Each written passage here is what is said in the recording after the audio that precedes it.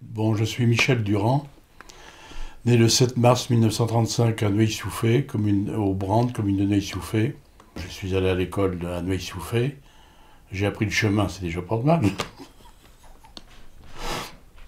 Moi, je suis parti en Algérie comme appelé. J'ai fait mon temps d'appelé.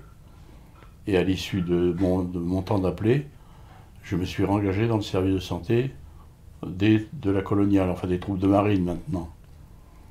Donc pendant la guerre d'Algérie, j'étais comme infirmier de corps de troupe, quoi. Et en Algérie, j'allais faire des piqûres aux musulmans. Donc là, je voyais l'interprète, il me voyait, il me disait Michel, tu peux aller faire la piqûre à un tel. Je lui disais, mais un jour je vais me faire descendre, puisque je partais dans un village, hein, un village arabe, et j'allais faire les piqûres aux anciens. Alors ce qu'il fallait faire attention, c'est que les gens étaient sympas, et comme cadeau, les gens n'avaient pas d'argent, hein, on te donnait un présent. Et le présent, c'était un œuf. Alors quand on te donnait quelque chose, il ne fallait jamais refuser. Parce que dans la religion musulmane, c'est une offense. Alors on te donnait un œuf, tu étais content, puis c'est tout. On ne faisait pas ça pour l'argent, on faisait ça pour rendre service.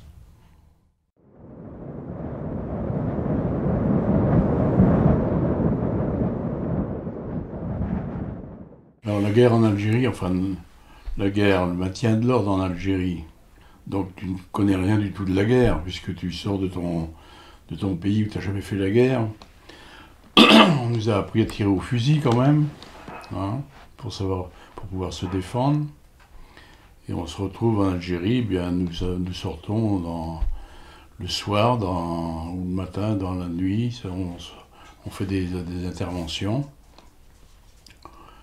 Et on se retrouve en section, donc les interventions se font à pied ou en véhicule, mais souvent à pied. Alors, à pied, tu pars le soir ou le matin de bonne heure. Tu as une intervention qui est ciblée sur un village.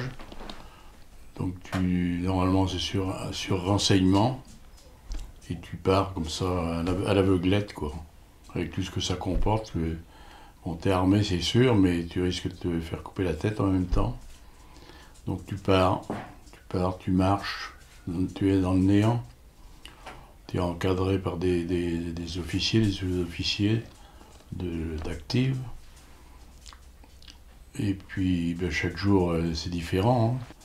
Après tu pars sur une intervention où il y a eu des gens des gens de chez nous qui sont tombés en embuscade. Donc ça crée des interventions où tu perds des copains, puisque ça se passe comme ça, hein. Des copains qui se font tuer. Tu te fais tuer, tu sais même pas pourquoi, puisque dans la guerre tu n'y connais rien, hein. Tu es un novice, hein, hein. Puis petit à petit, ben, tu es obligé d'apprendre à te défendre aussi, puisque tu es comme ça. On était inconscients, on avait 20 ans, hein. On avait 20 ans. C'est après que tu réfléchis à tout ce que tu as fait, quoi. C'est pour ce que ça a servi, de toute façon, c'était...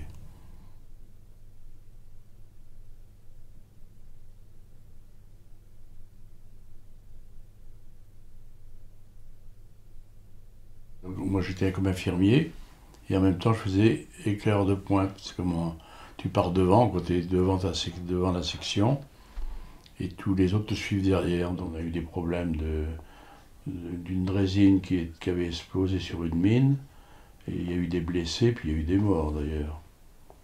Alors, c'était pas la joie, puisque on travaillait à main nue, on n'avait pas de gants, on n'avait rien du tout, hein.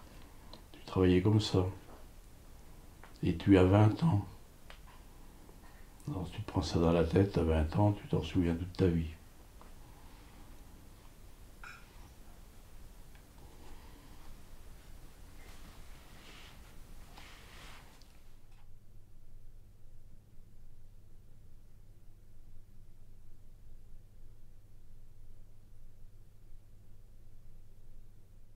La première fois où j'étais confronté à la mort, en tant qu'infirmier, hein, c'était une drésine qui faisait l'ouverture des voies.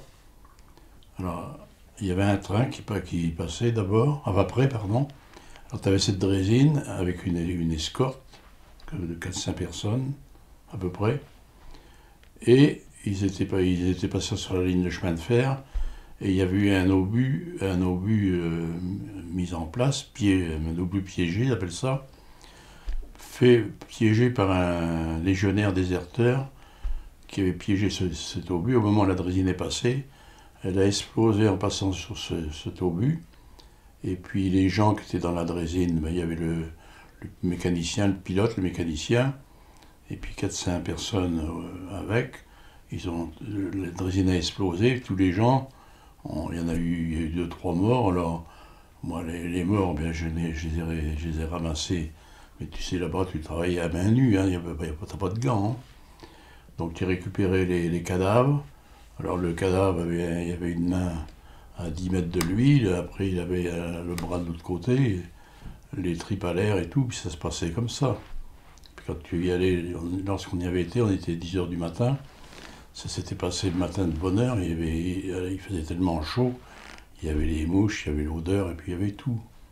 Donc quand tu as été vacciné comme ça, tu es un peu écœuré. Quoi. Puis voilà.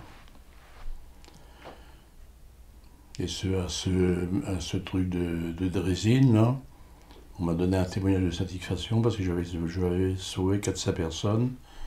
Donc des gens qui avaient une jambe cassée, ils étaient blessés. Quoi. Donc on les mettait dans les wagons, et puis tu t'es arrangé avec les moyens du bord pour qu'ils ne soient pas trop traumatisés. Et voilà. On rentre en métropole, mais on n'en parle pas, tu sais. Ce qu'on a vécu, on l'a vécu, mais on le garde. On est traumatisé quand même. Donc c'est pas ton métier de toute façon. Hein.